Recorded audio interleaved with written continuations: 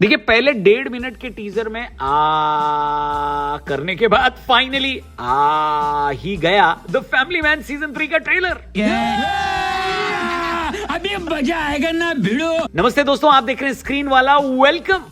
Trailer की शुरुआत होती है श्रीकांत तिवारी से। इस बार श्रीकांत ने अपने परिवार को क्लियरली बता दिया है कि वो एक एजेंट है। ट्रैवल एजेंट ना? अरे नहीं, जासूस वाला एजेंट, मतलब गवर्नमेंट जॉब करता हूं वाली उनकी एक्टिंग अब खत्म हो गई।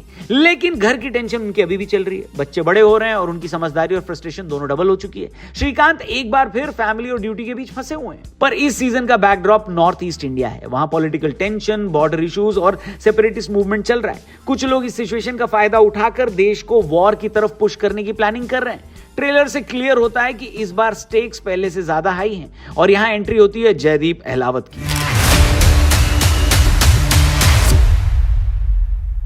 ये हैं इस सीजन के मेन विलन। उनकी बॉडी लैंग्वेज, वॉइस और एक्सप्रेशन से ही फील आ जाती है कि बंदा सिंपल एनिमी नहीं है, ये आसान दुश्मन नहीं है। ये स्लो है, काम है, डेंजरस है और मास्टरमाइंड कैटेगरी का विलन है। श्रीकांत को इस बार एक बड़े दिमाग से टक्कर लेनी होगी।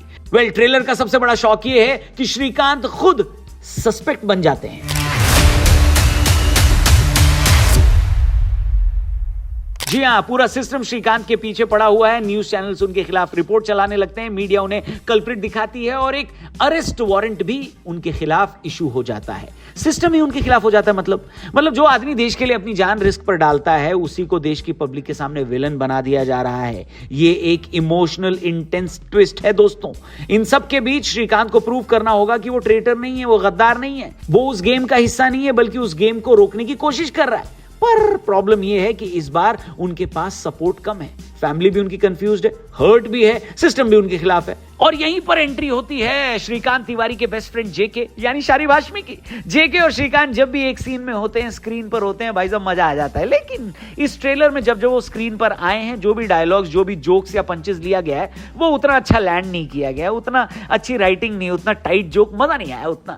उम्मीद करते हैं जब एपिसोड रिलीज होंगे तो उसमें अच्छे जोक्स होंगे। लेकिन यहां पर ट्रेलर में जो जोक्स यूज किए हैं, वन लाइनर्स यूज किए हैं, जो सीन्स यूज किए हैं, वो उतने फनी मेरे को तो नहीं लगे। आपको कैसे लगे कमेंट करके जरूर बताना। प्रियमणि का किरदार इस बार सीरियस साइड पर है। फैमिली के इमोशनल प्रॉब्लम्स उनके शोल्डर्स पर हैं। अश्लेषा ठाकुर और वेदांत सिन्हा दोनों बड़े हो चुके हैं और उनका इमोशनल कॉन्फ्लिक्ट भी इस सीजन में स्ट्रांग रहेगा।